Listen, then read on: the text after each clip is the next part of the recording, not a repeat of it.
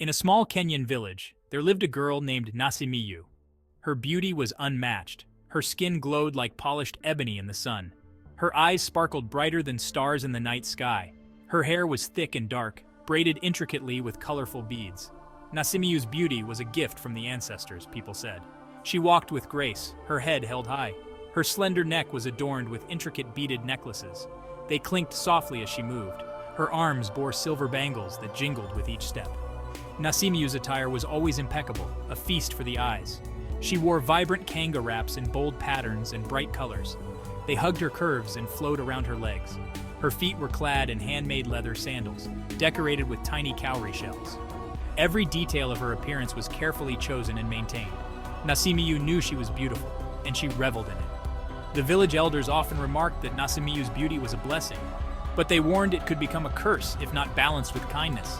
Nasimiyu paid no heed to their words. She basked in the admiration of others. Her pride grew with each passing day, nurtured by compliments and longing gazes. Despite her outward beauty, Nasimiyu's heart was cold. She treated others with disdain, especially those she deemed less attractive. Her words were sharp, cutting deep into the hearts of those around her. She saw no value in friendship or companionship. Nasimiyu believed she was above such trivial matters. The other village girls tried to befriend her. They invited her to communal activities and celebrations, but Nasimiyu always declined with a sneer. She preferred her own company, admiring her reflection in still water. The girls eventually stopped trying. They left Nasimiyu to her solitude, shaking their heads in pity. Nasimiyu's aloofness extended to the young men of the village as well. Many approached her with hopeful hearts. They offered gifts and spoke words of admiration, but Nasimiyu rejected them all without a second thought. She believed no man in the village was worthy of her beauty. As the years passed, Nasimiyu's reputation grew. She became known as the beautiful girl with a heart of stone. People whispered about her when she passed by. They wondered what had made her so cold, but Nasimiyu remained oblivious to their concerns. She was content in her solitude, or so she thought. One day, news spread through the village like wildfire. A prince from a neighboring kingdom was visiting. He was searching for a bride, they said. The village buzzed with excitement. Young women prepared their finest clothes and practiced their sweetest smiles. But Nasimiyu remained unimpressed. The prince arrived in a grand procession. His entourage filled the village square with color and music. He was tall and handsome, with kind eyes and a gentle smile. The villagers were captivated by his charm and grace. Even Nasimiyu found herself curious about this royal visitor. To everyone's surprise, the prince's eyes fell on Nasimiyu. He was struck by her beauty and grace. He approached her with respect and admiration. The prince spoke of her beauty, but also of her strength and independence. He offered her not just marriage, but partnership. He promised her a life of love, respect, and adventure. The village held its breath, waiting for Nasimiyu's response. For a moment, something flickered in her eyes. Was it interest? Longing? But as quickly as it appeared, it vanished. Nasimiyu's face hardened. She rejected the prince's proposal with cold words. The village gasped in disbelief. The prince left, his heart heavy with disappointment. Section 4. Pleas from family and friends. Nasimiyu's parents were distraught. They had long worried about their daughter's future. Now they saw her throwing away a golden opportunity. They pleaded with her to reconsider.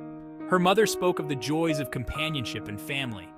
Her father reminded her of the security and status the marriage would bring. But Nasimiyu remained unmoved. She accused her parents of trying to get rid of her. She claimed they didn't appreciate her independence. Her words were harsh, leaving her parents hurt and confused. They wondered where they had gone wrong in raising their beautiful daughter. Relatives from far and wide came to speak with Nasimiyu. Aunts shared stories of their own marriages. Uncles spoke of the respect a married woman commands in society. Cousins talked about the joy of having children and building a family. But Nasimiyu dismissed them all. She saw their concern as interference, their advice as an attempt to control her. Even the village elders tried to reason with Nasimiyu. They spoke of the natural order of life. They warned her of the loneliness that comes with age. The wise women of the village shared their own experiences. They tried to show Nasimiyu the value of love and companionship, but their words fell on deaf ears.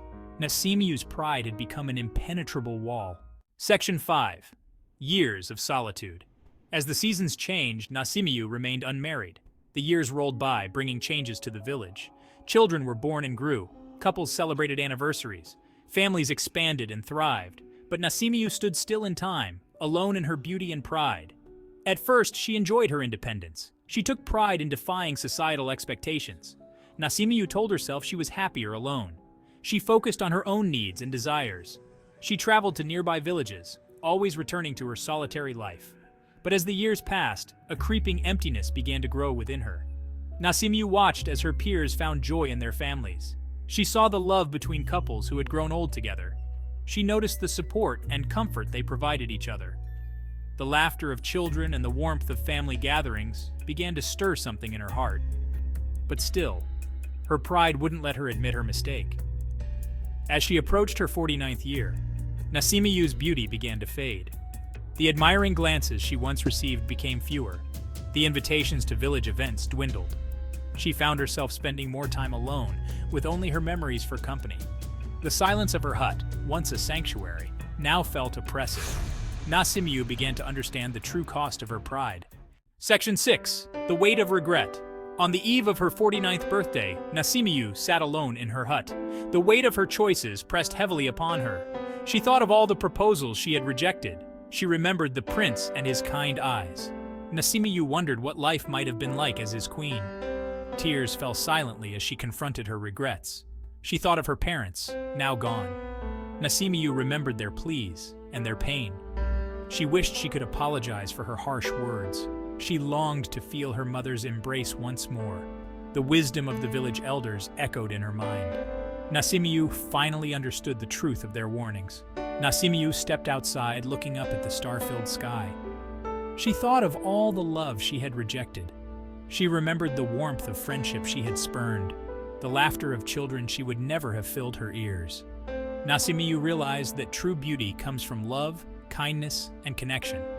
Her physical beauty had been a gift, but she had squandered it. As the new day dawned, Nasimiyu made a decision. It was too late for marriage, but not for change. She vowed to open her heart to her community. She would offer kindness where once she gave scorn. Nasimiyu hoped that in her remaining years she could find a different kind of beauty, a beauty that comes from within, nurtured by love and compassion for others.